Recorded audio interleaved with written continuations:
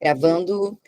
Então, marcas individuais de produtos ou serviços, acho que todo mundo conhece. Nós temos marcas que são nominativas, como está aqui a Coca-Cola, mistas, começa a Coca-Cola estilizada, figurativas, como é o caso dessa do Banco do Brasil, da Shell, ou mesmo essas marcas que são marcas tridimensionais, como o Toblerone, a garrafinha da Coca-Cola, além das novas, como é o caso das marcas de posição.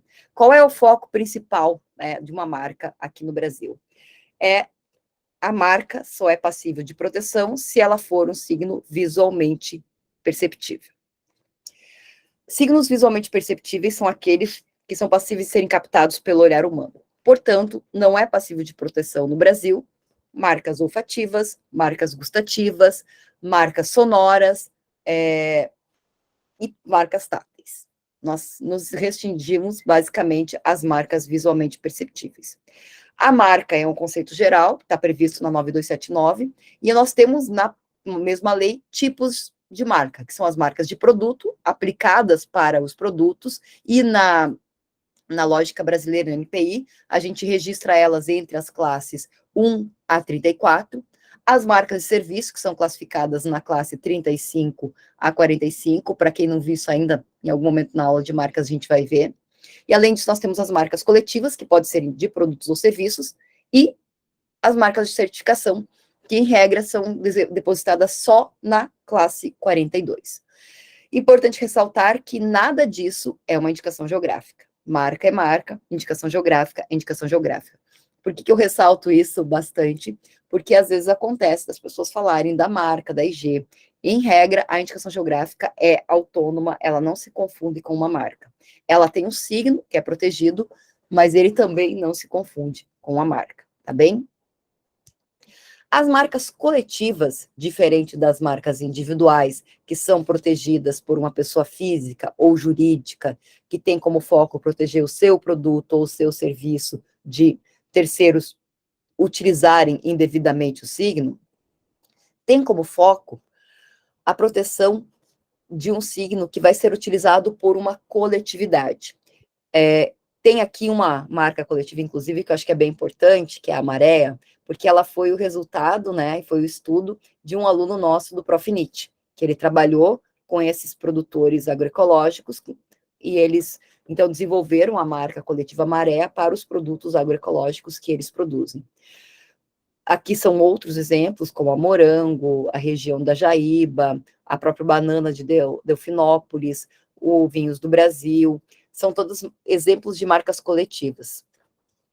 Ela é usada, então, com foco em identificar produtos ou serviços provindos de um membro de uma determinada entidade que represente a coletividade. De maneira geral, vão ser associações ou cooperativas, o Bruno vai entrar mais nessa lógica toda, porque são, em regra, as que representam a coletividade, e são para serem usadas tanto pela própria associação, quanto por todos os membros, ou seja, as pessoas que fazem parte dessa coletividade, os associados ou cooperados. Para eu registrar uma marca coletiva junto ao NPI, eu tenho que seguir a instrução normativa específica, a portaria específica, que eu acho que é a 08, agora, na parte que trata de marca coletiva, e, então, além de fazer o registro na classe que está relacionada ao produto ou serviço, eu tenho que apresentar um regulamento de utilização dessa marca para os membros dessa coletividade. Nesse regulamento, eu vou descrever quem é a pessoa jurídica requerente, quais são as condições para a desistência do pedido do registro ou para a renúncia, tem que estar previsto, os requisitos necessários para a pessoa se afiliar à entidade coletiva e para que as pessoas físicas ou jurídicas associadas ou ligadas à pessoa jurídica estejam autorizadas a utilizar a marca, as condições em si de utilização, incluindo a forma de apresentar ela no produto e demais aspectos relacionados ao próprio produto ou serviço, pode ser questões de qualidade, questões de processo, características específicas, e, por fim, eventuais sanções aplicáveis no caso de uso inapropriado da marca. Todos esses elementos têm que estar presentes, e para eu depositar, então, a marca coletiva, eu tenho que apresentar tudo que a gente requer numa marca normal, mais esse regulamento de utilização.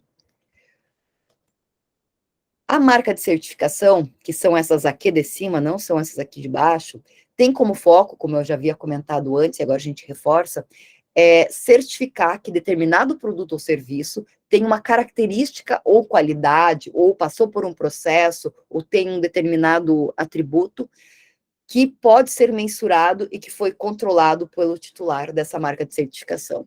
É importante ressaltar que o selo dos produtos orgânicos não é uma marca de certificação, ele é um selo público instituído em lei, assim como o PIF, a Produção Integrada de Frutas, também é um selo instituído por lei. O Inmetro, ele não certifica, ele não é uma marca de certificação, ele é também um selo público, e as empresas acreditadas que venham a certificar um determinado regulamento do Inmetro, elas vão apor o seu nome, mas a marca em si, Inmetro, não é uma marca de certificação privada depositada no NPI. E a ISO também não é uma marca de certificação, ela é um sistema, né, de normas internacionais que tem protocolos de certificação, mas ela em si, não, digamos, ter alguém que certifique uma ISO genérica, não é uma marca de certificação. Eu vou certificar uma ISO específica ou uma qualidade, uma característica, tá bem? E a marca de certificação, então, ela é utilizada para testar essa conformidade de um produto ou serviço com determinadas normas ou especificações técnicas, notadamente quanto à qualidade, a natureza do produto ou serviço, qual material foi utilizado, inclusive pode ser em relação a uma metodologia empregada. Um exemplo de marca de certificação, por exemplo, são produtos que são livres de glúten, né, que são 100% livres de glúten e podem ser consumidos para celíacos. A empresa que vai solicitar, isso é o que difere bastante a marca de certificação da marca coletiva, ela não pode ter interesse econômico naquele produto. Ela tem conhecimento técnico e ela vai fazer todas as avaliações de conformidade que ela colocar no regulamento de uso da marca de certificação, e ela vai, então, ver se a empresa cumpriu todos eles, e tendo cumprido, ela vai conceder a possibilidade de uso por um determinado período daquela marca de certificação. No regulamento de uso da empresa, tem que ter o objeto da certificação, os meios para testar a conformidade e assegurar o controle, e em se tratando de produto ou serviço com certificação compulsória, também uma declaração dos documentos de referência em vigor. Como, por exemplo, eu quero certificar alguma coisa que é compulsória e eu sou uma terceiro, que é o caso, por exemplo, da EcoCert certificando orgânico. Eu tenho o elemento compulsório, que é a lei dos orgânicos, e a EcoCert tem o regulamento de uso dela, de como ela certifica, além daquilo que é obrigatório, o produto orgânico. Então, ela vai trazer aquilo que é o compulsório, mais o que ela traz, e ela vai poder colocar, então, os dois selos nesse caso específico. Mas a EcoCert, por exemplo, então, trabalha com essa parte da certificação. Muitas pessoas vão perguntar, assim, eventualmente, e o selo ABIC? Vocês já ouviram falar do selo ABIC de café? Conhecem? O selo ABIC, ele foi depositado na época como uma marca de certificação, só que ele tem uma característica. A ABIC é uma associação brasileira de produtores de café. A associação brasileira não pode certificar algo que ela tem interesse comercial, que ela tem interesse econômico. E, portanto, o ideal seria que fosse uma marca coletiva. E ela foi, em certo momento, indeferida como marca de certificação. Então, ela é uma marca hoje, mas ela não é uma marca de certificação, porque para você certificar, você tem que ter, não pode ter um interesse direto naquele produto ou nos produtores, etc. Certo? Essa é a primeira, digamos, abordagem do que é uma e outra, para a gente poder entrar nas indicações geográficas. Aqui eu trouxe só um pequeno resumo, né, das indicações geográficas gaúchas, para vocês conhecerem, depois outros profs podem trazer um resumo das indicações geográficas de cada um dos estados, mas essas aqui são as, tá faltando chocolate. Mas então, faltando chocolate, as demais estão aqui. Tem desde os vinhos de Farroupilha, de Pinto Bandeira, de Altos Montes, além da própria denominação de origem do Vale dos Vinhedos e também a IP, né, Campanha Gaúcha. Mas eu também tenho os doces de Pelotas, o couro acabado do Vale dos Sinos, tem os vinhos de Montebello também, a carne do Pampa Gaúcho da Campanha Meridional, o mel de melato de Bracatinga, que é uma DO que perpassa os 3 estados do sul, os queijos dos Campos de Cima da Serra, que também é uma DO que pega para Santa Catarina e Rio Grande do Sul. Então, essas daqui são, em geral, os dias. Diga, Alexandre. Não, é que a gente tivesse pego as sós do sul, aqui do Rio Grande do Sul, ia te dizer que falta DO dos Altos de Pinto Bandeira, né? Faltou também, verdade. Primeira DO de espumantes. Sim, não atualizei isto agora recentemente e esqueci do chocolate, de verdade, que eu acho que eu tinha colocado e fiz alguma coisa com ele. Mas vou colocar no material as duas aqui para vocês terem completas. E só para destacar, já que a Shana trouxe isso, né, que eu quero comentar, eu acho que é importante comentar, em algum momento esse assunto pode vir, né, mas só para vocês verem que a gente tem uma série de indicações geográficas de vinho. E no assunto que está no trend do momento agora, que é um assunto super delicado, que é a questão, né, do trabalho análogo escravo, são 3 vinícolas, e tem se associado muito essas 3 vinícolas ao Vale dos Vinhedos. E nenhuma dessas 3 vinícolas está no Vale dos Vinhedos. Salton não está localizada a empresa em nenhuma IG, ela tem produção de vinho, de uva, na campanha gaúcha. A Garibaldi não está localizada em nenhuma indicação geográfica. E a Aurora, embora tenha um centro de produção de suco de uva dentro do Vale dos Vinhedos, não utiliza o selo, mas ela tem, né, então, vinhedos dentro de Pinto Bandeira, ela tem tanto vinhos com IP, quanto poderá ter vinhos com DO. É só para a gente esclarecer uma coisa, e depois a gente pode discutir um pouco, que eu acho que esse é um ponto importante, né, do spillover, daquilo que, para além da questão técnica, né, pode afetar as indicações geográficas. Mas também é para trazer um pouco disso, são mais outras, né, além da própria DO, que é onde as empresas não estão localizadas.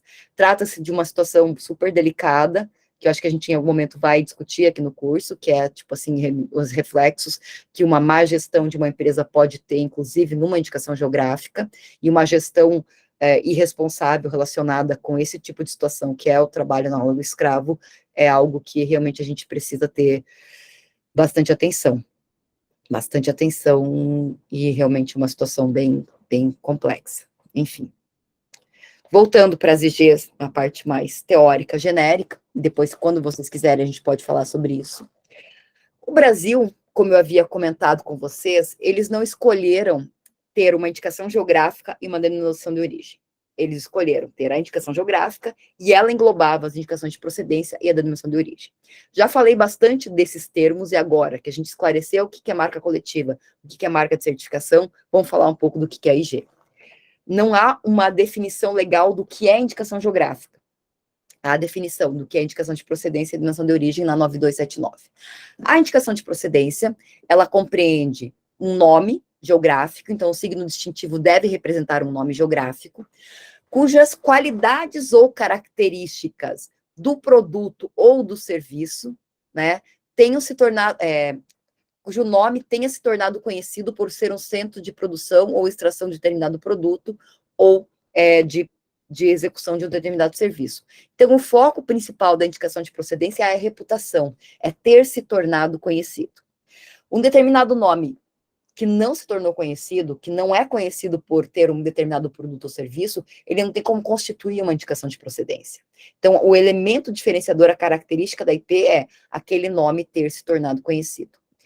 Vocês podem me colocar aqui das diversas regiões que vocês veem, quais são os nomes geográficos que vocês geralmente associam a produtos das regiões de vocês?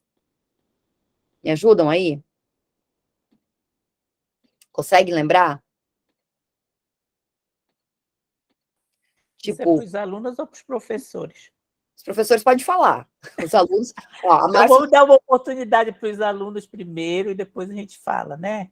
Beleza, olha só, a Priscila falou da uva de Marialva, do Paraná. A Márcia falou da Baíra e ela entende que é tão conhecida que nem precisa falar que é cachaça, né? Ó, o Jean já, queijo canastra. Qual mais? Aí é bom esse queijo canastra. Então, aí, povo, a cachaça é muito conhecida, é muito boa também.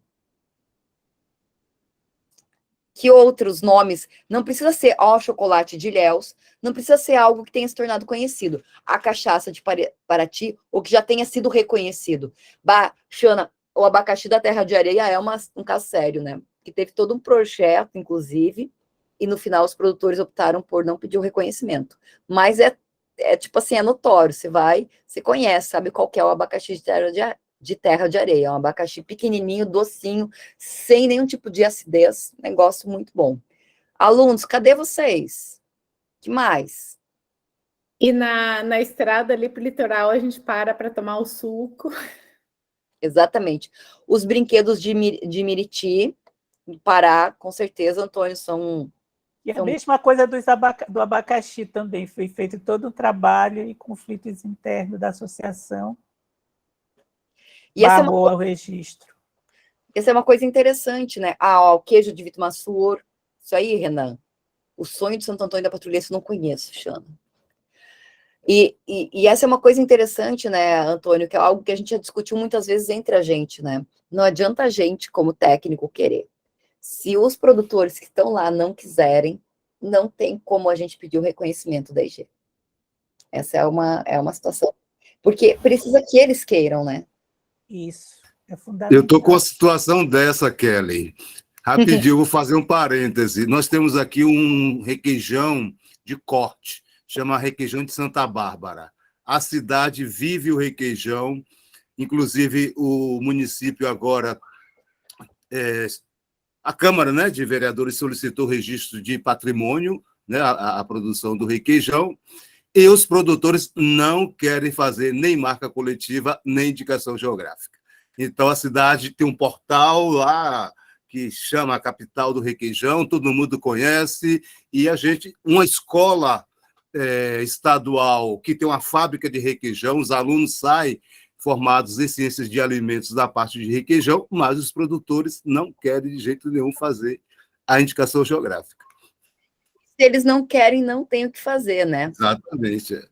Aqui, olha só, além disso, citaram açaí de Codajás, né, no Amazonas, a Sebastiana, o dendê da região do Recôncavo e Baixo Sul da Bahia, a renda de Biliro, em Bilro. Gente, eu não sei nem... É diferente. É bem diferente. Tem que... Que legal. Fala, Mauro. Professora, mais um questionamento, uma pergunta. Aqui na região do Vale do Taquari, a gente tem uma bacia leiteira muito forte ali, né? Teotônia e municípios limítrofes. E é característico ali, a gente tem até uma rodovia que liga na BR-386, que é conhecida como a Via Láctea, né? Em função de facilitar o transporte. Existe algum procedimento de identificação geográfica com relação a essa característica do leite dali da região? Estou perguntando. Que eu saiba, ainda não tem. Tem ali mais para o norte que pega a parte do queijo serrano, né? Mas nessa parte ainda não tem nenhuma nesse sentido. Pode ser um trabalho de vocês, inclusive, investigarem, pesquisar, né? Eu ia dizer, nunca vi. Eu conheço, assim, a região, mas realmente nunca vi. Um que eu ia comentar aqui do Rio Grande do Sul, o Quescurren ali de Panambi, não sei se tu conhece, Kelly, que é o Quesco. O Quesco?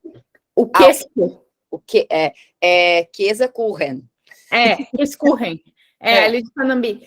E ali em Panambi, eles estão no processo da indicação geográfica, né, que é com o IF Farroupilha, eles estão nesse processo, e ali é tão arraigado ali o quesco em Panambi que aqueles sinais que eles têm nas cidades, né, o coraçãozinho, o nome da cidade em Panambi eu amo o quesco, né, o quescurren. Imagina, muito, né? Muito arraigado. A bala de banana de Antonina, a farinha de Piracuí. Realmente a gente tem uma série de nomes que se tornaram conhecidos por aquele produto ser de lá, né? E essa é a principal característica da indicação de procedência. É essa relação entre o nome geográfico, né? A carne serenada no norte de Minas, canoa caiçara. Muito bom. Então, esse nome geográfico, ele está relacionado diretamente com aquele produto. Às vezes você não precisa nem falar, tipo assim, no caso eu estou pensando, tem alguns que você fala o nome e a pessoa já associa produto direto, né? Então, por exemplo, se for pensar aqui dos que você colocaram, se eu comer um canastra, se eu for falar que eu vou comer um canastra, é óbvio que é um queijo, né? Talvez alguns não tenham esse nível de distinção, mas já tem. Agora, por exemplo, eu vou falar que eu vou comer um barreado. Para quem sabe que é barreado, já ouviu falar, já sabe que é do litoral do Paraná. Então, tem algumas relações que são diretas. E essa é, digamos assim, é o elemento diferenciador da indicação de procedência. E agora, qual é a diferença da indicação de procedência para a denominação de origem? A denominação de origem, eu tenho a visão de que o nome tem que ser conhecido também, mas não é uma exigência legal. Mas o mais importante na denominação de origem é que há fatores naturais e humanos que influenciam diretamente o produto ou serviço, e esse produto ou serviço, por causa dessas características únicas, se torna conhecido. Então, o nome geográfico ele está relacionado a esse produto que tem características diferenciadas e únicas.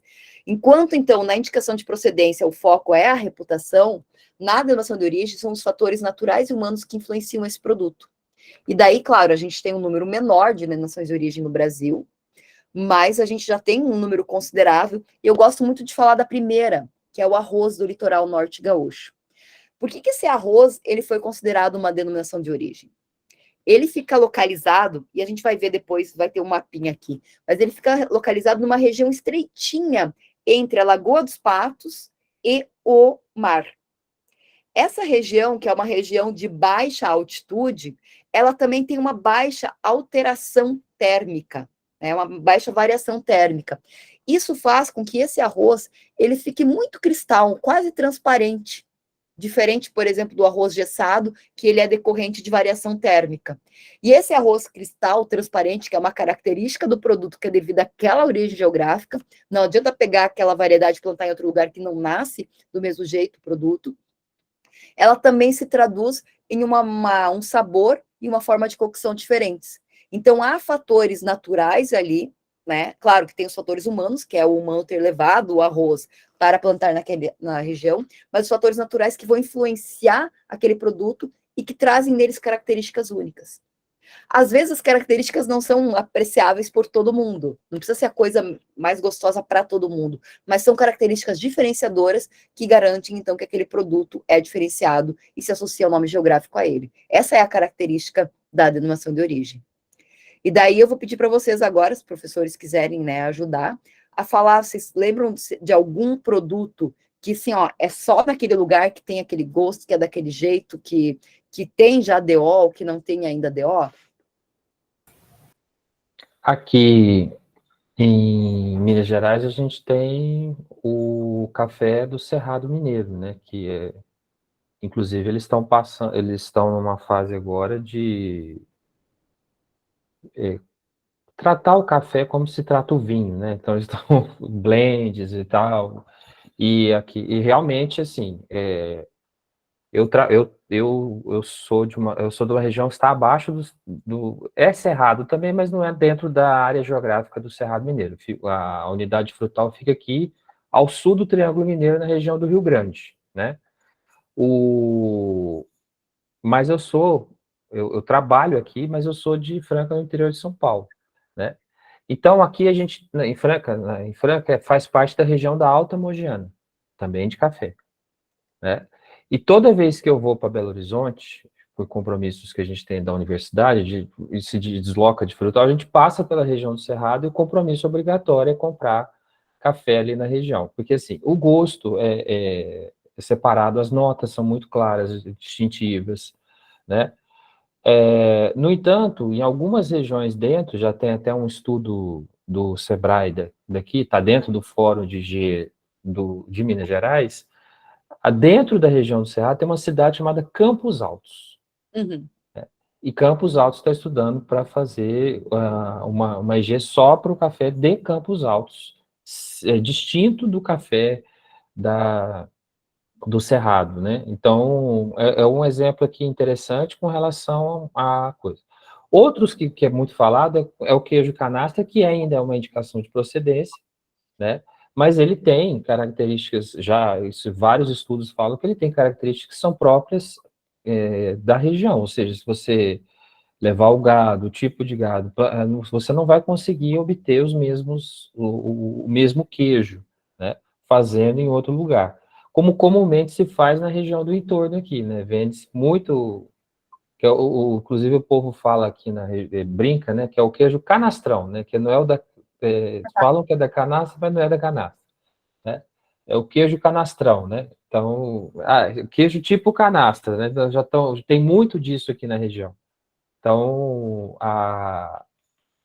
esse é só um exemplo aqui que a gente tem essas já reconhecidas, né? E esses exemplos que eu coloquei, que é a carne serenada do norte de Minas, o queijo cabacinha, que foi tombado aqui recentemente, e tem um projeto de lei tramitando na Assembleia Legislativa de Minas para considerar ele uma EG, né? Assim, Sim. totalmente fora do padrão. É também um exemplo de queijo artesanal aqui da região que tem muito... de Minas Gerais tem muito potencial aí. Com certeza, Minas é muito rico nessa parte gastronômica, né? Vamos combinar. Nem me fale. Então, a gente tem no Brasil, assim, inúmeros produtos com imensas potencialidades, tanto para indicação de procedência quanto denominação de origem. E daí o nosso desafio, e é por isso que também a gente tem essa disciplina, é poder difundir esse conhecimento para poder mostrar para os produtores que existe essa possibilidade. Sempre lembrando, né, e esse é o nosso desafio, que é eles que decidem, né? E às vezes eles realmente não têm o mesmo interesse que nós. Mas isso aqui era para a gente realmente fixar essa diferenciação. Indicação, não é identificação, indicação de procedência. Então, está relacionado com a reputação e a denominação de origem está relacionado com os fatores naturais e humanos, certo? E o que é a indicação geográfica? Porque ali eu estou falando em questões específicas, né? Eu gosto muito dessa definição, porque a indicação geográfica, ela é a cultura, ela é a tradição, ela é a lealdade, a reputação, a constância, a história, o próprio território, o saber fazer, as pessoas que estão lá. O registro do signo distintivo junto ao NPI é uma forma de preservar, mas não é ele que constitui a IG. Se uma IG não existe, não é pelo registro NPI que ela vai existir. Ela precisa existir anteriormente para que essa seja apenas uma maneira de preservar. E é por isso que a gente diz que o próprio registro junto ao NPI, ele não é constitutivo de direito, ele é declaratório, ele declara uma situação que já existe, porque eu não tenho como criar uma IG. Eu vou reconhecer algo que a cultura e a tradição daquele lugar, ao longo da história, foram constituindo. E às vezes as pessoas perguntam, o que é o ao longo da história? Podem ser 20 anos, 30 anos, 50 anos, 100 anos, depende muito de cada região. Mas 20 anos, 30 anos de uma história bem preservada, com cultura e tradição envolvidas, com certeza a gente já pode dizer que é ao longo dessa história, desse produto, nessa região. E o que se registra? Peraí. Fala, André. Pegando daí, uma dúvida que tinha me ocorrido aqui, quando o professor Alcides falou que, já que os produtores não querem remicar, ou proceder à indicação de origem, não tinha nada para se fazer. Quer dizer, se os produtores daquela região não tiverem interesse, ele falava sobre o requeijão em determinado lugar da Bahia, se os produtores não tiverem interesse na indicação geográfica, na denominação de procedência, não tem nada a ser feito. Por quê? Por que não tem nada a ser feito? Foi uma característica da IG. Se aquele produto é daquela região e tem pessoas que fazem aquilo pertence àquelas pessoas daquela região. E são elas que são os titulares da indicação geográfica. Não é uma associação, não é um órgão público, não é um órgão de fomento. São as pessoas que estão na região. Então, depende delas quererem. Se elas não quiserem, não tem como a gente fazer. Porque se elas não quiserem, quem que vai tocar isso? Se elas não quiserem, quem vai fazer esse produto? Né? São elas que têm que querer se apropriar desse conhecimento, querer se submeter a toda essa lógica para que o produto possa existir, porque a titularidade é delas. Não sei se te respondeu, André. Respondeu, obrigado. A manutenção também, eu creio que dependa da comunidade, não é isso? Sem uma comunidade organizada, eu posso até ter um registro da IG e hoje o registro morre. Obrigado. Beleza. Jean. Ainda nessa questão que o André colocou, se são, vamos supor, 20 produtores, 10 querem, 10 não querem, como que fica a questão aí? Olha, se 10 querem e 20 não querem, dá para começar a fazer. Tá. E, às vezes, os 10 que querem e os 50 que não querem, os 10 que querem vão lá e fazem. Quando está pronto, os outros querem também. Mas é possível fazer, não precisa ser um consenso entre todos. Não precisa ser um consenso em todos, 100% da coletividade que faz. Tem que ter um grupo. Claro, esse grupo não pode agir contra a coletividade. Tipo assim, a coletividade quer de um jeito, esses 10 querem, correm lá na frente e fazem. Daí tem algo de má fé nisso. Mas, tipo assim, tá todo mundo lá, na deles, não estão querendo... Porque, tipo assim, o trabalho do dia a dia do produtor, de maneira geral, é muito puxado. Sim. Então, é complicado se mobilizar. Então, eles estão lá no trabalho deles, no dia a dia deles, fazendo as coisas deles, não estão querendo se envolver. Os 10 podem fazer sim. O Vale dos Vinhedos começou, Xana, me corrija, são 5 ou 6 que começaram, né? E hoje nós temos associados, acho que 70, 80 empreendimentos. Sim, sim, entre os associados produtores e os associados setoriais, né? Uhum. E cada vez mais vão entrando, né, no Vale dos Vinhedos. Inclusive, agora, com a lei do vinho colonial, tem vinícolas bem familiares, né? O caso ali da Casa Lote, que entrou na Aprovale, né? E uma outra coisa que eu ia comentar é que também tem uma outra coisa que eu já escutei aqui na Serra, porque aqui o conceito de indicação geográfica ele é há mais tempo debatido, assim, né? E aí eu já escutei, em tal região a gente não pode pedir porque são poucos produtores nessa região. E não tem nada a ver, se a gente olha a legislação, inclusive se tem só um produtor, é possível que seja pedido, e tem toda uma, né, aí a Kelly pode explicar bem melhor do que eu, mas tem todo o arcabouço ali, que não, se é só um produtor, toda uma exceção que pode pedir. Então, se você tem na região 2, 3 produtores, sim, ele pode requerer uma indicação geográfica. E aí, isso é bem importante também, que a indicação, ela reconhece o que já existe. Que outra coisa que nos projetos, às vezes que a gente escuta é, o que a gente vai fazer para poder pedir uma denominação de origem? Aí nós, não, peraí, né, tu não vai fazer a denominação para entrar com processo, ou seja indicação de procedência ou denominação de origem, é algo que já existe. Então, vamos identificar quais são os recursos territoriais que nós temos, né, e como é que a gente pode valorizar isso. E até uma coisa interessante, Ana, eu estava pensando aqui na parte inicial da tua fala, nós temos, por exemplo, uma IG com 2 produtores, que é a Bala de Antonina. São 2 produtores de bala. Foram as que sobraram, digamos assim, da grande produção que tinha, 2 produções boas, e elas pediram e foi concedido. A gente já tem até um pedido de uma IG individual, mas era um troço muito louco e foi arquivado. Mas era a Vale pedindo para minério de ferro. A IG. Mas, enfim, sim. Tá lá. Só uma particularidade, né? Complementar, acho que Kelly vai avançar nesse assunto, mas dentro da região pode ter várias associações de classe. Uma tem que fazer o pleito da indicação geográfica. Isso significa que não é somente aqueles produtores associados naquela associação podem aderir à indicação geográfica. Então, fica aberto para todos os produtores daquela região. Esse é um ponto bem importante, Marcelo, porque às vezes a associação, daí, tipo assim, esses 10 se juntaram e fizeram uma associação. Eles acham que a IG é da associação e deles, né? Mas se eu tenho mais gente na região, o que eles fizeram foram trabalhar para a coletividade, porque todos que estão na área delimitada podem utilizar. E essa é uma das grandes diferenças para a marca coletiva. Daí, às vezes eu falo que a pessoa é que não... Tipo assim, quando a gente foi conversar, a pessoa não foi bem instruída, né? Se ela queria uma coisa que só a associação pudesse utilizar, tinha que ter feito uma marca coletiva. Porque a marca coletiva só a associação e associados utilizam. Mas daí não é uma indicação geográfica. Isso. É uma marca coletiva. Na indicação geográfica, o Marcelo bem...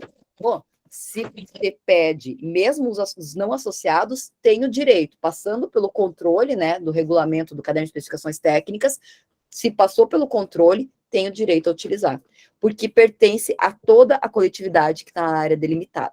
E sim, dá para começar com 3, Jean. Obrigada pelas perguntas. Kelly, um detalhe da indicação geográfica é que, diferente dos modelos de propriedade industrial, ela é coletiva.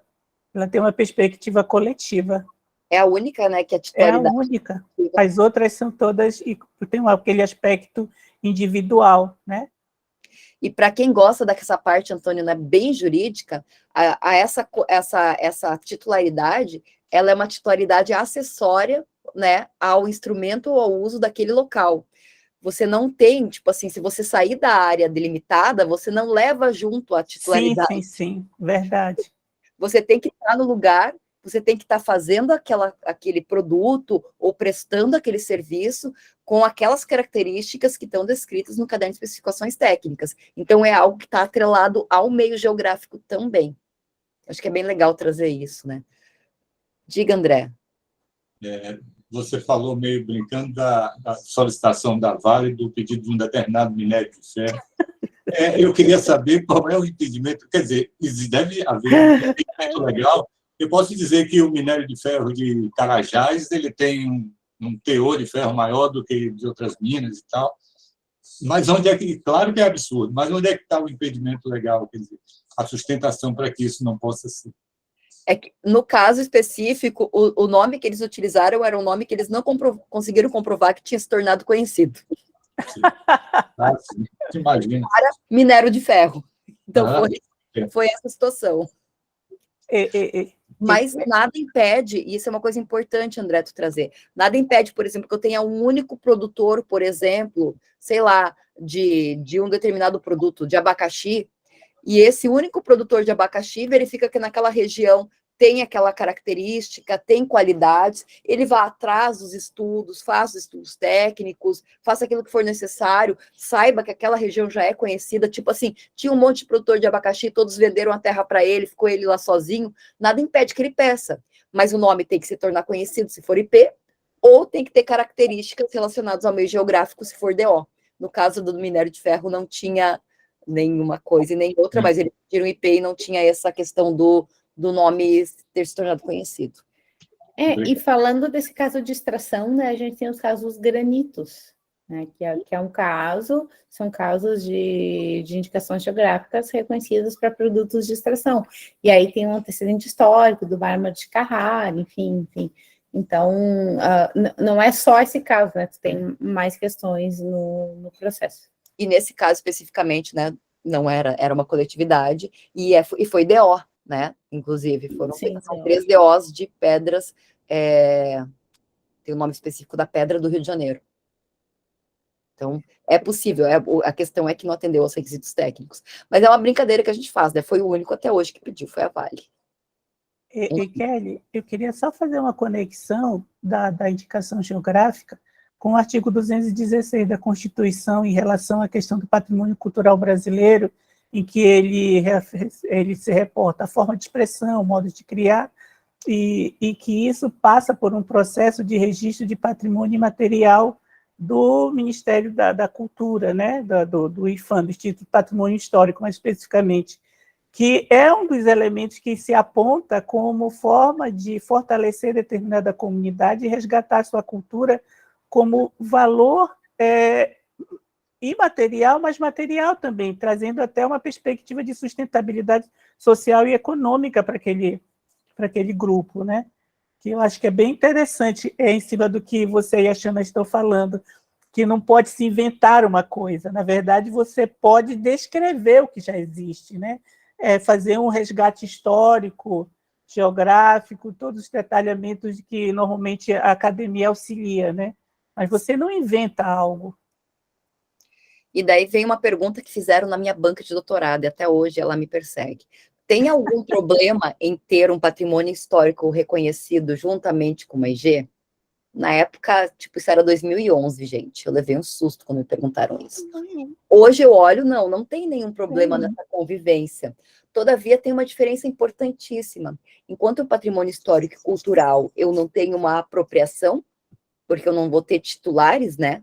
Sim, sim. Na verdade, eu tenho guardiões do conhecimento, né? Na IG, eu vou ter uma apropriação, porque eu tenho titulares.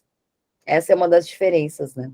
E pode ser uma diferença que vai manter exatamente esse patrimônio cultural vivo. Se for bem guardado pelos titulares, com certeza sim, né? Agora, e na verdade, desculpa. Não, pode falar, Xana. Tem um contraponto, eu só queria colocar que tem um contraponto, né? Tem algumas IGs que já estão passando por sobreexploração, ou seja, né, aquilo deu certo, há uma demanda muito grande e há uma exploração tão grande que talvez não esteja se dando conta. Um dos casos as panelas de barro, né, do Espírito Santo, de Goiabeiras, né, em que já está com problema de falta de barro, onde era originalmente o local que se extraía barro, pela uma sobreexploração. Então, esse é um problema. E também é um pouco do problema do Jalapão, que há uma certa sobreexploração e não há um tempo de preservação. Então, esses são um plano de manejo do material. Exatamente. Um recurso natural. O Jalapão tem um problema buraco um pouco mais embaixo, porque lá você... porque tem o roubo também, né, Fernanda? Eu sei, mas pode falar. Não, é que no caso, quando a gente tem, principalmente nas IGs dos países fora do Sul, né, o Brasil, os países da América Latina, da Ásia, você tem muita IG que remete a expressões culturais tradicionais, né, como é o caso das panelas de goiabeiras, do artesanato em capim dourado, dos bordados que nós temos no Brasil também reconhecidos, entre outros, né? E nesse caso você tem aí eu acho que você tem uma dupla função, né? Que é a gestão da IG e a preservação desse patrimônio. Então elas têm que conviver, né? Então, no caso, a entidade representativa, ela acaba somando-se, né, no processo de defesa da sociobiodiversidade envolvida aí, eventualmente, na indicação geográfica, né? Então, a gente tem uma complexidade, né, dentro do aspecto da EG muito grande, né, por essas e outras, talvez ela não, muitas vezes não sirva, né, como instrumento de defesa de expressões culturais tradicionais, mas a gente já percebe que tem necessidade de construir aí alguma coisa mais apropriada, mas que é uma questão que vem sendo debatida, discutida, e que nós, especificamente, no Brasil, na América Latina, na Ásia, na África, temos que conviver essa questão da IG, às vezes, ser o lugar de guardar ou proteger, né, principalmente contra a apropriação cultural, patrimônios da sociobiodiversidade que a gente tem. O que eu ia comentar é que quando a gente fala, né, nos recursos territoriais, acho que a gente pode aprofundar um pouco mais isso amanhã, mas os recursos territoriais você precisa ter estratégia. Então, a IG, ela é uma estratégia de desenvolvimento territorial, mas ela vai ter sucesso se ela está dentro de um contexto, e ela não pode ser a única estratégia para esse desenvolvimento. Então, por exemplo, a gente falando aqui da questão, né, do patrimônio histórico, é toda uma outra questão que muitas vezes ele vai se cruzando ali no debate com a indicação geográfica, mas é uma outra estratégia. Então, por exemplo, os doces de Pelotas, pegando o caso aqui do Sul, que a gente tem mais contato, existe a indicação geográfica e também o patrimônio histórico. Mas aí o que é reconhecido no patrimônio é a tradição das doceiras. Né? Então, você tem ali, não é indicação geográfica, mas você tem duas estratégias que é da preservação dessa tradição, né? Inclusive, a delimitação da região Pelotas, ela não é só o município de Pelotas, ela pega a antiga Pelotas, né? A Pelotas histórica antes né, de você ter a emancipação dos demais municípios. E bem recentemente, por exemplo, pegando o caso aqui da Serra Gaúcha, que se tem há mais tempo esse trabalho com as indicações geográficas do vinho, bem recentemente que foi reconhecido a questão da tradição gastronômica italiana, né, que é uma coisa que ela era conhecida, inclusive um TCC que eu orientei no ano passado, a gente fez todo um levantamento pensando em enogastronomia com as IGs e se vê diferenças entre o que acontece no Vale dos Vinhedos, em Farroupilha, Pinto Bandeira, que são regiões muito próximas, mas você vê diferenças com relação à gastronomia, e isso não tinha ainda uma proteção, né, de patrimônio histórico e nem, né, tanto essa valorização formalizada, né, da enogastronomia, afins, e agora está reconhecido. Então, são instrumentos diferentes, né? Mas quando a gente olha o território, a gente tem que entender essa diversidade de recursos. E aí a gente pode extrapolar também a paisagem, é um recurso extremamente importante, né, quando a gente está falando de indicação geográfica, e aí não só nos casos aqui do Sul, mas pegando na Europa, né, a questão do como o patrimônio da Unesco, ele é usado, as paisagens são patrimônio da Unesco, elas são usadas de forma paralela com as IGs. Então, conexão. Sim, então recentemente ali foi 2015, se não me engano, o reconhecimento que era a champanhe e a Borgonha, que elas estavam, né? E aí a champanhe, então, ela teve reconhecimento de toda a arquitetura e a paisagem, né? Das encostas ali da champanhe, e na Borgonha foi reconhecido os climat, né? Que é o climat seria um micro terroir, que é a paisagem da Borgonha quando vem o outono, que aí fica aquele você enxerga as parcelas diferentes de cada produtor, que elas as folhas vão ficando douradas e você vê as cores diferentes. Então é um vinhedo enorme, sem cercas, mas que você vê exatamente onde termina cada propriedade, né? E isso seriam terroir, seriam indiferentes, e a gente tem realmente, né, um quarto das denominações de vinhos estão na Borgonha, que é uma região pequena, em função de tudo isso. Enfim, e uma das coisas que na tua fala me veio também, é que a IG não é um fim em si mesma, ela é só um instrumento. A gente tem que ver qual é o fim. E a gente trabalhou muito tempo com a lógica de que ela é um fim em si mesma. E ela, além de não ser um fim em si mesma, o que eu protejo com a IG é um aspecto, que é o signo distintivo.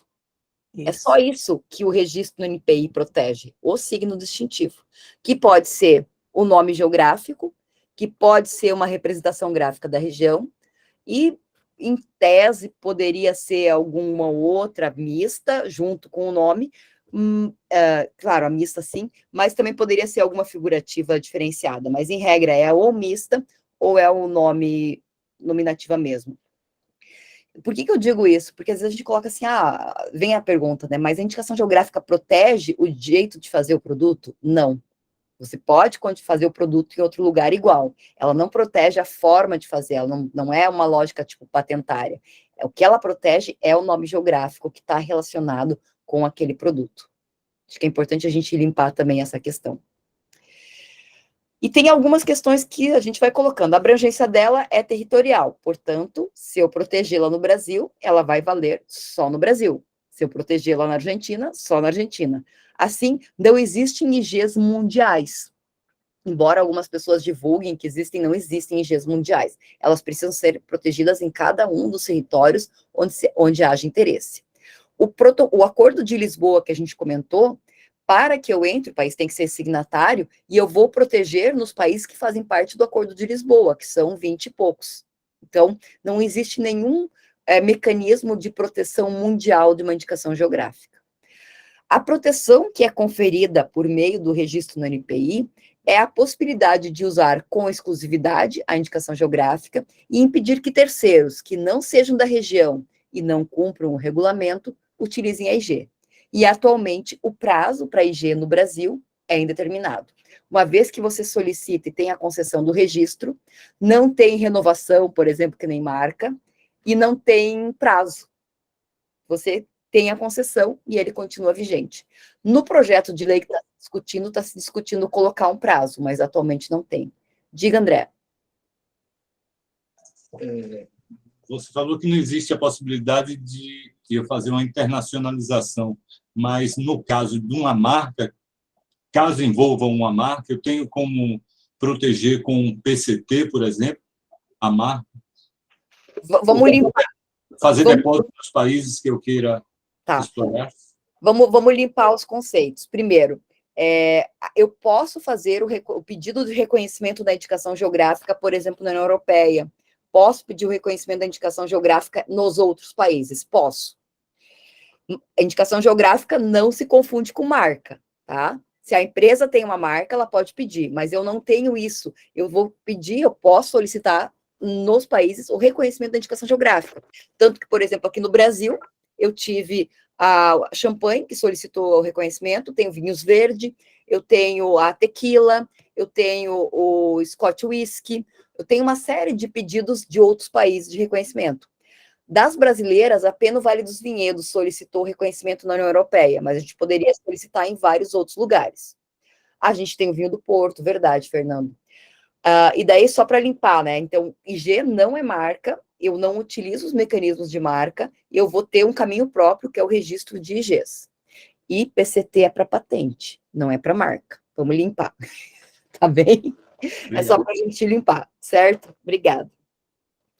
A Larissa pergunta, se houver a perda de distintividade ou se interromper a produção oferta, haveria extinção da IG? De fato, haveria, porque não haveria mais nada sendo protegido, mas de direito, digamos assim, o registro, ele não se extinguiria. Hoje não tem nenhum mecanismo na lei para eu cancelar ou extinguir o registro. De fato, ele deixaria de ser produzido, deixaria de existir, mas continuaria aquele registro lá. E é por isso que está se discutindo, né, nesse projeto de lei, a possibilidade de ter um prazo. A própria discussão na União Europeia é de estabelecer prazo, porque, efetivamente, às vezes é uma iniciativa de um grupo, esse grupo se desarticula, o produto não é produzido mais, e eu estou com aquele nome geográfico reservado.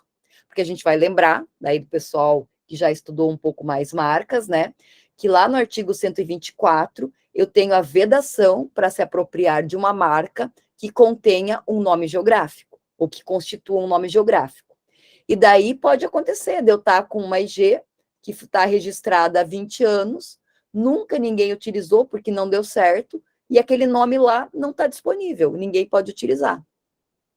Então, nesse caso é que está se pensando a ideia de ter um tempo, né, para a renovação da indicação geográfica.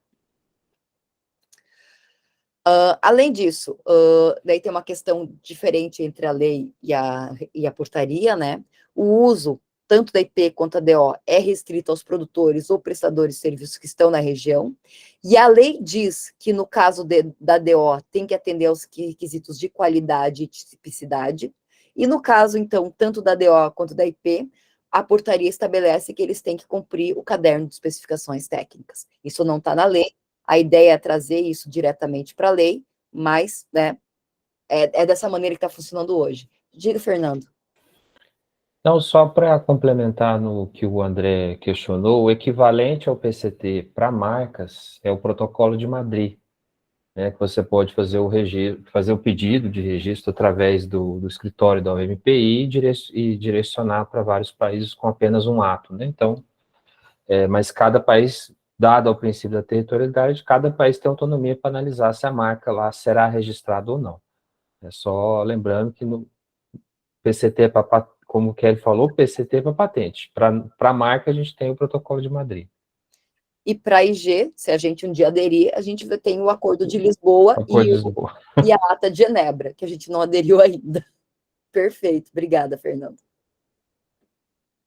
Esqueci de complementar isso, obrigada. Bom, o que não pode ser reconhecido como indicação geográfica? E daí eu vou trazer aqui uma questão, né, que eu sei que os mineiros não gostam, que é o nome que se tornou comum, genérico. E esse é o caso, por exemplo, né, do queijo Minas, que se entende que o queijo Minas se tornou comum, porque eu tenho queijo Minas feito até em Minas. E não tá... eu não acredito que eu não coloquei aqui. Tem um outro slide que eu achei queijo Minas feito em Portugal. Eu falei assim, a gente virou a história. Agora os portugueses estão nos copiando. Que talvez lá, queijo tipo Minas feito em Portugal. Então, um nome que se tornou comum, né, um nome que é genérico, que é o que eu havia comentado, que a Olga provocou antes, que é a questão do champanhe, esse nome, de maneira geral, não poderia ser reconhecido como a IG. Por quê? Porque um nome comum, eu estou falando que queijo Minas é uma polêmica, mas um nome comum, de maneira geral, é aquele que designa um tipo de produto. E se eu não designar o tipo de produto, como é que as pessoas vão se referir àquele produto? Então, é como se eu estivesse me apropriando de algo que é comum a todo mundo, algo que já está em domínio público. É por isso que não seria permitido o reconhecimento, ou seja, a exclusividade de um nome que se tornou comum. Mas, no caso do queijo Minas, eu brinco que ainda sempre tem um tipo de possibilidade, né? Se champanhe conseguiu, por que será que queijo Minas não poderia, né? Conseguiu o artesanal, né? Mas não como IG, eu digo. Não como IG, está tombado, foi tombado o queijo Minas artesanal, que é diferente do padrão, né? Sim. Sim, nem se compara, né? Que é o queijo Minas artesanal que tem gosto de queijo. Né? Mas nunca se sabe, né? É algo que sempre pode ser retomado. Também não pode ser reconhecido como IG o nome de uma variedade vegetal, cultivada ou não, que esteja registrada como cultivar ou que seja de uso corrente ou existente no Brasil na data do pedido. E aqui a gente tem uma discussão bem grande. Prosecco é uma variedade de uva que foi tem sido reconhecida como variedade no Brasil desde 1979. Em 2009, a Itália reconheceu o Prosecco como uma denominação de origem. E desde então ela está tentando reconhecer a denominação de origem Prosecco no Brasil. Já entrou com pedido, o pedido foi indeferido, porque se considerava que era um produto, né, é uma variedade vegetal, mas agora, no acordo Mercosul-União Europeia, provavelmente o Prosecco vai ser reconhecido, e a gente vai ter que parar de utilizar o nome da variedade. Na União Europeia, eles denominaram a variedade que se chamava Prosecco de glera. Então, a gente vai começar a tomar espumante de glera daqui a um tempo, provavelmente. Mas, enfim, né, eu digo que quem faz as regras geralmente é quem descumpre elas.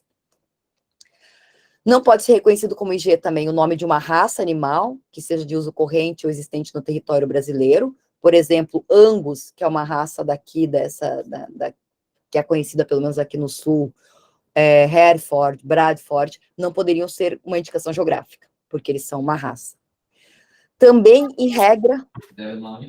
Diga? Eu ia comentar que um outro caso aqui de raça que a gente tem aqui no sul é o ovino crioulo, que é uma questão muito típica aqui da campanha, né, que foram, enfim, os ovinos que após que estavam nas missões e que aí depois ficaram soltos no campo, e então, só que eles não podem ser reconhecidos como indicação geográfica.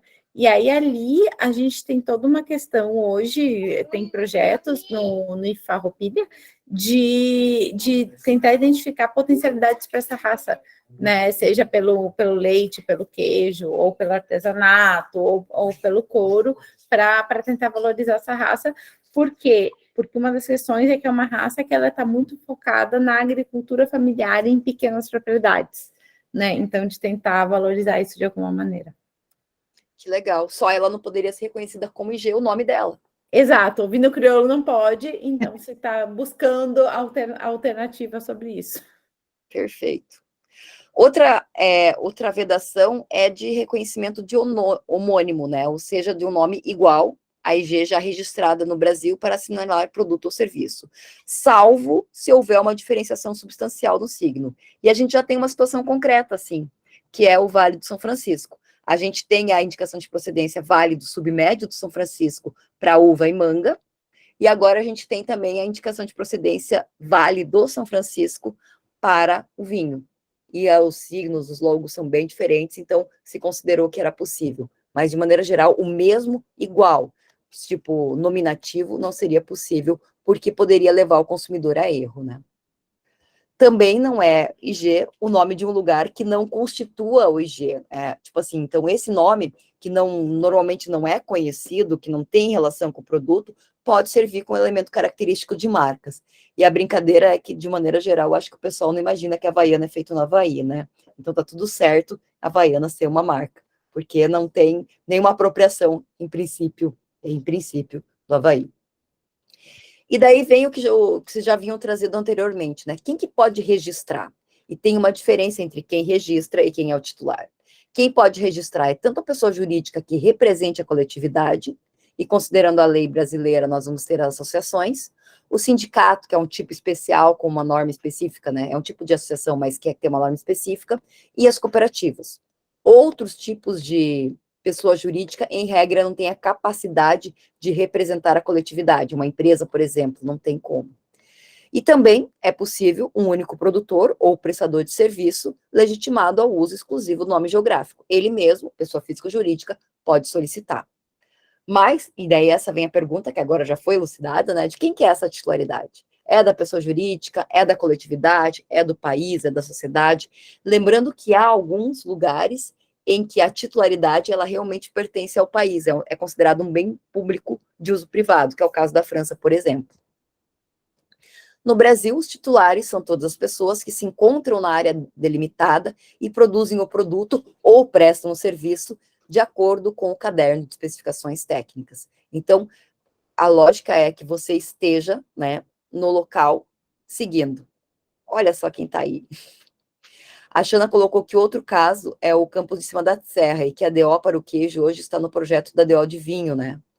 Ou seja, eu tenho ali o nome Campos de Cima da Serra, que pode estar abarcando os dois produtos, e vai precisar uma diferenciação no caso das homônimas. Assim, entrando numa questão bem mais concreta, que eu quero trazer isso daqui, porque isso daqui vai ser importante, tanto para o trabalho de vocês, quanto para as próximas aulas, vocês lembrarem desse ponto e eventualmente questionarem, eu vou trazer, tipo assim, aquela parte do passo a passo, do que é necessário para obter o registro da IG junto ao NPI, tá? O objetivo é esse. Não vou esgotar aqui, mas a gente vai ter agora uma série de aulas amanhã, na próxima, né, daqui a 15 dias, e também a gente vai ter a visita de campo, e o foco é, a gente precisa ter todos esses elementos para a gente ver se essa IG tem um potencial ou não. Então, a gente vai ter, claro, primeiro um formulário, e os documentos comprobatórios, eles vão comprovar o quê? A legitimidade do representante dos produtores ou prestadores de serviço, a técnica relacionada à comprovação dos requisitos da IP e da DO, a representação gráfica, se tiver, né, e o guia de recolhimento da União. E para preparar essa documentação, isso é uma coisa super importante para quem for trabalhar com isso na prática, é necessário, obrigatório, imprescindível, que os produtores da região delimitada entendam e queiram a indicação geográfica. E eles querendo a indicação geográfica e entendendo o que ela é, que haja muita pesquisa interdisciplinar. Por isso, o Profinit, eu acho que é um dos lugares mais legais da gente tratar desse tema, porque é um lugar que a gente tem uma quantidade muito grande de pessoas trabalhando em diversas áreas. Então, agora eu vou abrir cada um desses elementos. Primeiro, legitimidade. Legitimidade da entidade requerente. Ela representa realmente os produtores, ou representa uma parte substantiva?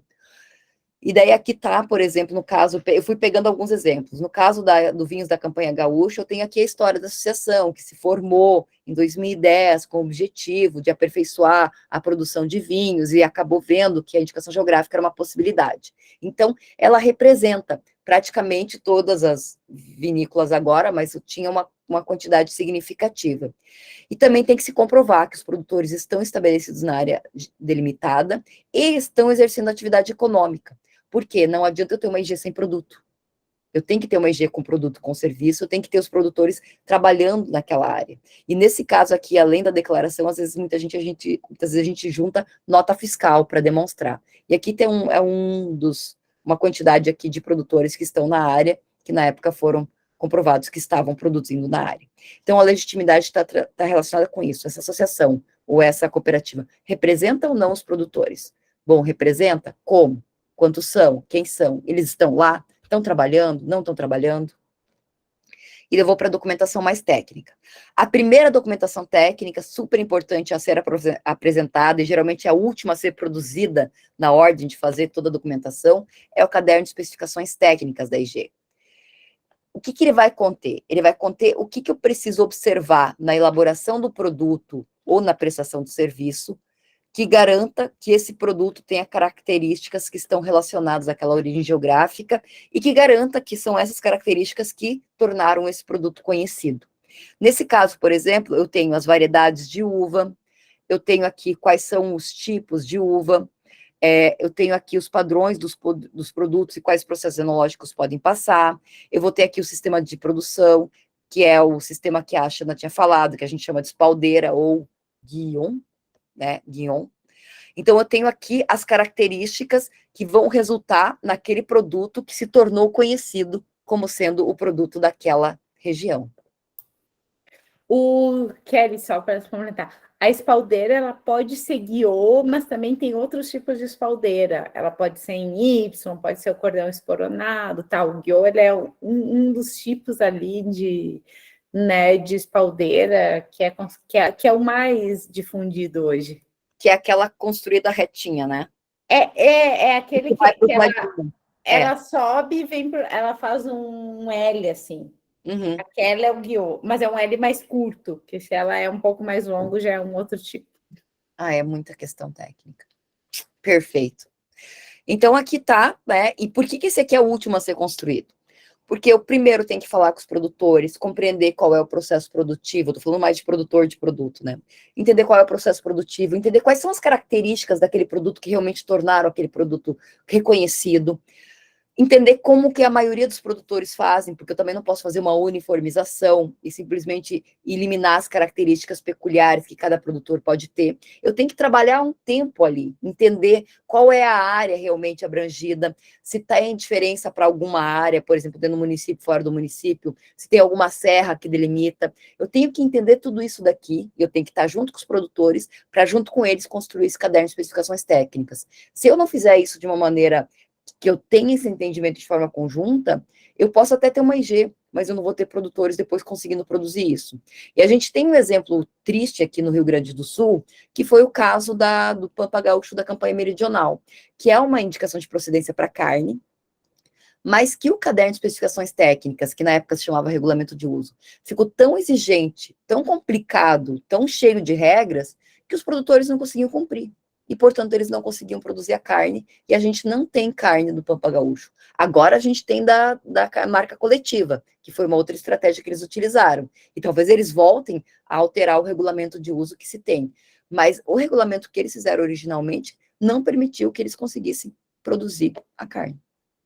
Então, E um caso que ele era negativo e que agora foi retomado foi no caso dos vinhos dos Altos Montes, né? Ali, Flores da Cunha e Nova Pádua, que também tinha sido um regulamento de uso mais restritivo, então eles levaram 10 anos para ter o primeiro vinho no mercado, e agora está um processo bem dinâmico, assim, e eles vêm crescendo. Mas ali também foi um caso de regulamento de uso que ele foi muito restritivo, né, considerando a realidade da época, mas que hoje eles conseguiram, então, e está sendo usado, né, o selo da IP. Aí uma coisa importante que eu me lembrei até agora. Até 2018 não era possível você alterar o regulamento de uso. Você depositava e era aquele. Com a instrução normativa 95 de dezembro de 2018, foi permitida essa alteração do regulamento de uso, assim como foi permitida a migração de IP para DO e vice-versa. A primeira que fez a migração foi a Mantiqueira, que inclusive, né, pediu IP e depois pediu DO, e eles recomendaram que eles fizessem a migração de IP para DO. E de alteração de regulamento de uso eu não acompanhei nenhuma de perto até agora, mas é uma possibilidade que se tinha, porque assim, esse no caso que era tanto do Altos Montes quanto da carne do Pampa, você tinha um regulamento de uso que você não conseguia cumprir, não tinha que fazer. Era como se fosse uma sentença de morte. E com essa possibilidade de alteração que foi criada com a IN, agora é possível fazer essa alteração. E é engraçado, né, porque é uma instrução normativa, né, que travou durante muito tempo, muitas IGs. Enfim. E o único caso, não sei se você vai comentar aquele algum momento que a gente tem IP e DO, o mesmo nome é o Vale dos Vinhedos, né? Não, tem mais um. Tem mais um? É Cerrado Mineiro. Sim. Café e... Não, assim, eu falo que os dois são inovadores. São os dois que depositaram, o Cerrado depositou antes do Vale, né, mas acabou conseguindo depois a IP. Os dois depositaram DO, os dois conseguiram IP e DO. São os dois emblemáticos. E agora, e até foi por causa dessa discussão que surgiu, né? Tipo assim, a gente não pode engessar, porque IG é muito mais dinâmica do que a norma permitia, né? Enfim, foi bem importante isso. Bom, além, então, do caderno de especificação técnica, e a gente vai abrir isso ao longo da discussão, porque vai ter uma aula só sobre o caderno de especificação técnica e controle, né? Mas, além disso, a gente tem a documentação técnica. Dentro da documentação técnica, a gente tem um instrumento oficial que delimita a área geográfica. Aqui, nesse caso, o instrumento oficial, ele é emitido pela Embrapa, junto com a Universidade de Caxias do Sul, e ele delimita, nesse caso aqui, a campanha gaúcha. Ele tem que ser emitido por um órgão oficial, que pode ser o ministério afim ao produto, uma secretaria estadual afim ao produto, ou no caso aqui da empresa, da Embrapa, que ela é um órgão que faz parte do Ministério da Agricultura, então é um órgão oficial. Não pode ser um órgão privado que emite esse produto, não pode ser uma instituição privada, tem que ser um órgão oficial que esteja relacionado ao produto, até para que a delimitação seja correta, e a delimitação, ela tem que vir fundamentada. Você tem que dizer por quê, por exemplo, aqui tem uma parte aqui que acho que é Bagé, que uma parte cabe, outra parte não cabe. Qual que é a fundamentação técnica de uma área estar dentro e a outra estar fora? Porque toda vez que você coloca uma área, né, que alguém está fora, a área está fora, eu vou ter pessoas que estão sendo excluídas. Então, eu tenho que ter uma fundamentação muito clara, técnica, objetiva, para dizer por que a nota de corte, digamos, foi ali. Por que as pessoas que estão fora não podem mais produzir, nesse caso, o vinho da campanha. Então, é um trabalho também bem importante. Além disso, eu tenho que ter uma estrutura de controle prevista no caderno de especificações técnicas. Esse controle, ele pode ser um controle de primeira parte, que é a regra geral no Brasil, que é um controle... Que é um controle que, por exemplo, pode ser exercido pela associação por meio de um conselho regulador, ou pode ser feito de terceira parte, em que eu contrato uma empresa certificadora para ela fazer o controle. Vantagens e desvantagens. Num controle de primeira parte, que eu tenho um conselho regulador, que vai ser formado por produtores, por exemplo, técnicos, pessoas que representam consumidores, sociedade, isso aqui é um exemplo, né, de uma forma, eu vou ter um custo menor, e eu vou ter pessoas que conhecem o produto para olhá-lo. Qual que é a desvantagem? A desvantagem é que eu tenho uma proximidade grande entre o produtor que é certificado, que é controlado, e aquele que controla, e, portanto, claro que a subjetividade às vezes pode ser complicada. De maneira geral, os conselhos reguladores funcionam bem, e eles conseguem manter, digamos assim, por exemplo, pegando a garrafa, tirando o rótulo, tudo, no caso do vinho, e fazendo com que a gente faça realmente uma análise às cegas e não tenha essa influência, mas é um risco que se corre. No caso de controle de terceira parte, eu não tenho esse risco, né, dessa subjetividade, mas, por outro lado, é caro, geralmente uma certificação é muito cara, principalmente pensando em pequenos produtores, e, às vezes, a empresa certificadora não conhece tão bem o produto quanto aqueles que estão na região. Mas a legislação brasileira, então, aceita estruturas de controle, seja de primeira ou de terceira parte. Kelly, eu tenho uma dúvida com relação a esse controle de terceira parte. Essa empresa certificadora poderia ser uma marca de certificação? Em princípio, essa empresa que viria a certificar o caderno de especificação técnica, não, porque ela vai certificar aquele regulamento de uso lá que foi estabelecido pela ANVO. Ela só poderia ser uma marca de certificação se fosse ela a estabelecer o regulamento de uso. Na verdade, ela vem e ela faz cumprir esse caderno de especificações técnicas. Uhum. Qual que é a que eu me recordo, a única... Não, tem mais. Tem o Café do Cerrado Mineiro, que tem controle de terceira parte, e também, no caso do café, é um negócio imenso, então, acho que fez-se necessário isso, né? E a outra que eu me recordo que tem é o Vale do Submédio São Francisco. No caso deles, eles não trabalham mais, não funcionou lá. Mas no caso do café, funciona e funciona muito bem, com terceira parte. Mas daí eles vão e controlam o próprio regulamento de uso da AIG. E daí eles têm que se apropriar do regulamento, têm que conhecer, né? Isso demanda, né? Demanda tempo e demanda custo. Não sei se respondi, Alcides. Obrigado. Imagina. Além disso, eu tenho que comprovações específicas, né? No caso da IP, eu tenho que realmente comprovar que aquele produto se tornou conhecido. Aqui eu trouxe, né, seguindo na lógica aqui, que nesta data, há 60 anos, isso era em 1926, né, publicava notícias, então, tipo assim, aqui eu tenho uma notícia de vinhos que receberam medalha de ouro, lá em 1923. Então, eu já tinha alguma coisa que demonstrava que aquele produto já tinha se tornado conhecido, que tinha características. E quando a gente vai fazer o processo mesmo de reconhecimento da IG, é isso que a gente vai coletando. Informações, jornal, às vezes dissertações, vídeos, jornal nacional, sabe? Essas coisas todas a gente coleta para demonstrar que aquele nome se tornou conhecido por ser um centro onde se produz aquele produto. Panfleto de promoção de feira de produtor. Exatamente. Eu lembro que tinha no Paraná, que estava na 27ª feira, festa do município lá, que acho que era de Melado. E eles tinham juntado os 27, bonitinho. É isso, sabe? Tem a constância, é um lugar que é conhecido, tem uma festa do município que é aquele produto. É isso que comprova. Aqui no Nordeste tem muitos cordéis. E aí, nesses cordéis, se fala muito dos lugares de produção, é uma fonte muito interessante para utilizar como documento comprobatório também. Na aula do ano passado, tu trouxe um cordel desse. Uhum. Tá genial. Se tu quiser trazer né, nos próximos dias. É muito legal. E é uma fonte, né, uma fonte de informação, de comprovação. Perfeito. Já no caso da denominação de origem, eu vou ter que demonstrar que os fatores naturais e humanos estão relacionados ao território, ao produto. E daí, nesse caso, foi aquele que eu comentei para vocês, esse daqui é o litoral norte gaúcho, é aqui que se planta o arroz entre a Lagoa dos Patos e o oceano. Então, tá aqui, né, a primeira denominação de origem brasileira. E eu vou ter que trazer vários documentos, no caso da DO, estudos técnicos, às vezes em teses, dissertações, análises clínicas. Eu tenho uma série de fontes de informação que eu posso utilizar para demonstrar essas características.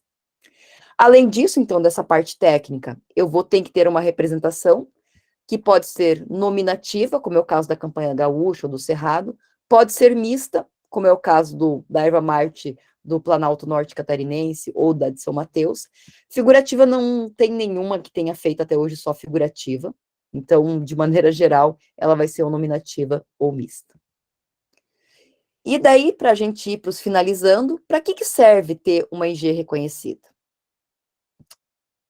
Para impedir terceiros, tá aqui o queijo de Portugal, para impedir terceiros que não são da região e não seguem as regras que usem o nome da IG.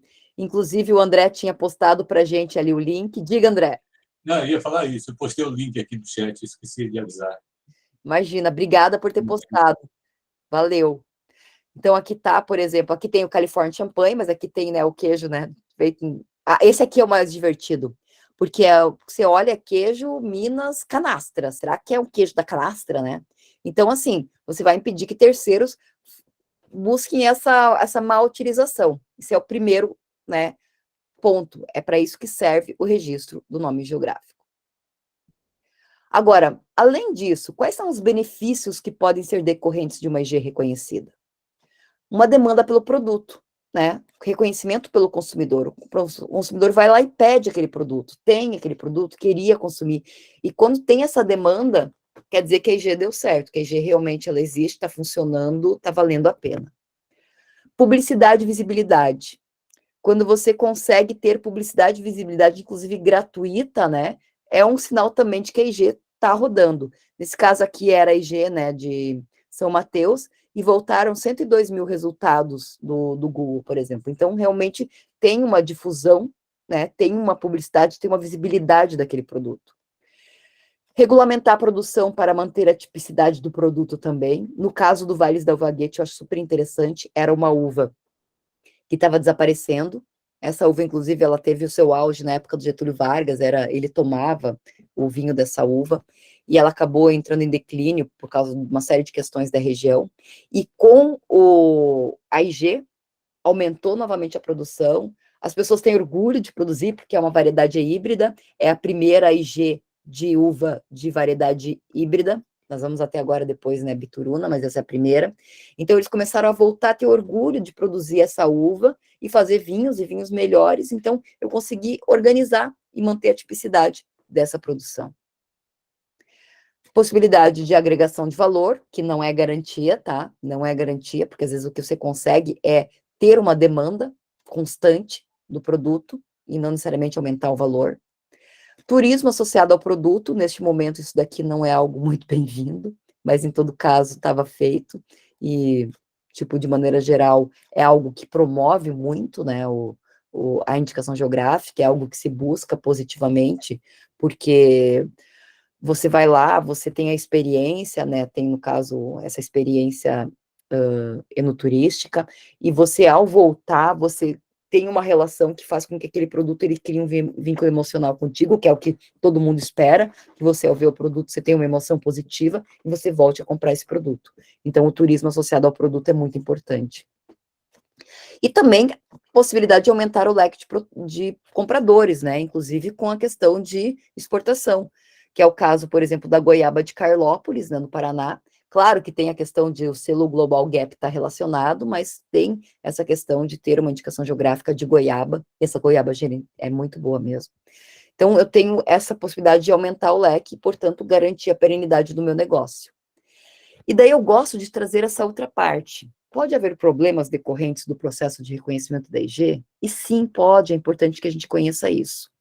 Não apropriação do que é uma IG pelos produtores, confusão entre o propósito da indicação geográfica e da marca coletiva, uma não participação efetiva dos produtores no processo de reconhecimento, um processo top-down para reconhecimento, tipo, veio lá uma empresa privada, ou veio lá não sei, um órgão público e achou que tinha que fazer e foi lá e fez. Não foi que nem o Alcides que está lá, bom, eles não querem, tá tudo certo, eu tentei, ou lá do caso do abacaxi. Não, vai lá e finaliza o processo. Promessa de garantia no aumento de preço do produto e agregação de valor, não tem como garantir isso. Vai depender muito do mercado, de como o mercado vai receber. Muitas vezes você consegue a demanda, a perenidade da demanda, não do aumento do preço. Abandono da IG pelos produtores por falta de esclarecimento e por não alcançarem as vantagens que foram prometidas, às vezes, por uma empresa de consultoria. Isso acontece. A empresa vai lá e promete, não, se vocês fizerem isso daqui, vocês vão vender que nem água. E ainda vão conseguir aumentar o preço. E você não consegue isso, bom, tinha essa promessa, não consegui isso, o produtor abandona. Por quê? A IG, ela exige uma demanda, exige um esforço. Você tem que fazer todo o controle. Isso é um custo adicional. Então, a gente tem que, digamos assim, quando apresentar isso de uma maneira que seja ponderada, né? Excesso de regulamentação, descaracterizando o produto tradicional, a comoditização do produto, esse é um problema super sério, que a gente precisa ter muito cuidado. Tipo assim, chega lá, a gente vai fazer um queijo Minas artesanal, tá, mas a gente tem que, o queijo vai ter, o leite vai ter que ser fervido, né, o queijo tem que ser pasteurizado. Acabou com o queijo Minas artesanal, não é? Então, eu tenho que cuidar muito com essa descaracterização do produto, com a comoditização do produto. Não é queijo de Minas artesanal se for com leite cozido. Então, né? Não, e tem muita gente que chega com a lógica, né? Tipo assim, não, mas porque vamos fazer todo mundo igual, ou assim não pode, né? O que Minas fez? E eu recomendo enormemente para vocês um filme chamado O Mineiro e o Queijo.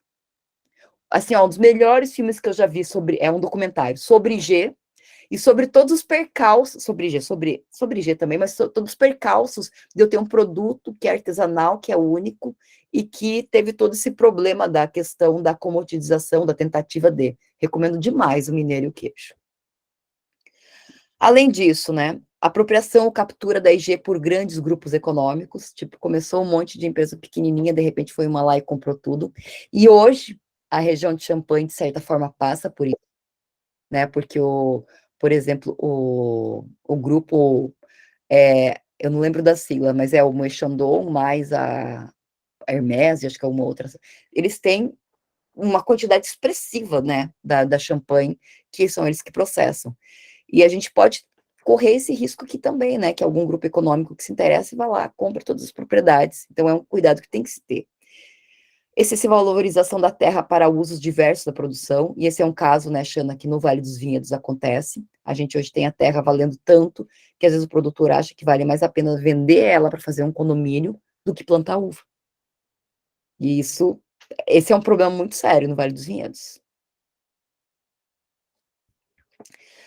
Exclusão dos pequenos produtores, que eu acho que no Vale dos Vinhedos também aconteceu, agora está se retomando, né? Você exclui os pequenos produtores, porque daí eles não se encaixam naquela regulamentação excessiva, eles não se encaixam porque, tipo assim, as terras começam a valer muito e eles se sentem impelidos a vender porque o produto que eles produzem ali não paga o preço do custo da terra. Além disso, exclusão dos grupos rivais, daí tinha comentado antes da questão dos 10, né? Às vezes acontece, e se eu não me engano, a Mantiqueira também teve isso, não, foi a Alta Mogiana que teve, que tinha 2 grupos tentando pedir a indicação geográfica, e isso acontece, e como encontrar um diálogo ali, é um problema que pode acontecer, você pode ter uma exclusão de um dos grupos, que simplesmente não vai conseguir poder acessar a IG. O turismo descaracterizar a região, e daí, nesse caso, o Rafael fez uma dissertação bem interessante sobre o Vale dos Vinhedos, né, que tem uma certa descaracterização que aconteceu. Eu tô falando lá porque é o que eu mais sei, tá? Mas a gente tem exemplos por muitos outros, mas é o meu contexto. E o produto se tornar pouco acessível para os consumidores que tradicionalmente consumiam pelo aumento do preço. Que é o caso do queijo canastra, né? O povo que comprava o queijo em canastra, agora não consegue mais comprar porque o preço foi lá em cima. Bom, é uma maneira de agregação de valor, mas tem essa questão da exclusão do consumidor, né? Ou você faz o seu. No Marajó está a mesma coisa, Kelly. O pessoal está reclamando. Depois da indicação geográfica, ninguém mais come queijo no Marajó. Poxa vida, isso é muito triste. Eu acho que é muito triste. Os nativos de lá reclamam horrores. E daí a gente... E aqui, nos vinhos, uma coisa que tem acontecido não é necessariamente da compra do produto, mas é da questão do lazer, né, do enoturismo, que a gente tem tantas opções, isso está ficando tão caro que as pessoas que são da região, elas não acabam não se apropriando, enfim, desses espaços, não consumindo esses produtos. E fora que, muitas vezes, o produtor mesmo de uva, que fornece a uva para fazer o vinho, ele não consome aquele vinho, né? Tem casos que nunca provou um vinho com o selo da IP, da DO, enfim. Então, são pontos que eu queria trazer para vocês. Assim, eu fui coletando em orientação de diversos trabalhos, ele não está estruturado num formato de artigo, né? Mas que a gente vinha vendo, e nas falas também, que eu acho que é importante a gente pensar. A gente tem muitos benefícios, a gente tem o foco, tem muitos benefícios, mas também tem problemas que a gente precisa observar. E para finalizar, então, né, essa aqui é a parte geral, se quiserem mais informações, tem o site do NPI, inclusive, na parte lá das referências, vocês têm uma pasta com os documentos de mais ou menos umas quase 100 Gs, que foi dali 2021, início de 2022, que a gente tinha coletado, se vocês quiserem acessar, mas todas estão disponíveis também no site do NPI.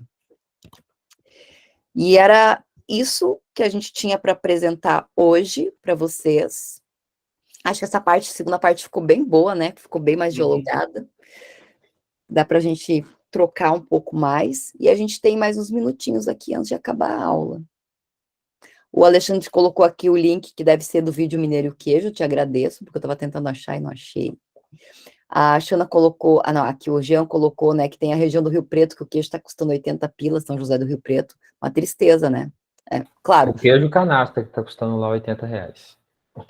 Claro, para o produtor é uma beleza, mas para o consumidor, né? E tem queijo que vai custar 300, 400 pila o quilo, né? Que são aqueles maturados longos, né? Porque aqueles a gente só come na feira quando alguém dá.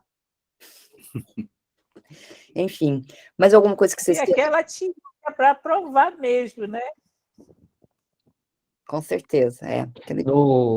Eu falo que foi no ano passado, em agosto. Eu fui no Mercadão em Belo Horizonte, né? Que lá é onde eu mais próximo consigo chegar do queijo do Cerro, né? Aí lá eu consegui comprar o queijo do Cerro artesanal, porque tem muito lugar que vende queijo do Cerro, mas é o queijo cozido, então tem que tomar cuidado, né? Então, lá tinha o queijo do Cerro, né? Eu comprei uma peça, comprei no outro lugar lá eu levei um da canastra, comprei uma coisa. Nessa brincadeira foi só de café e queijo eu levei embora para mais de R$200.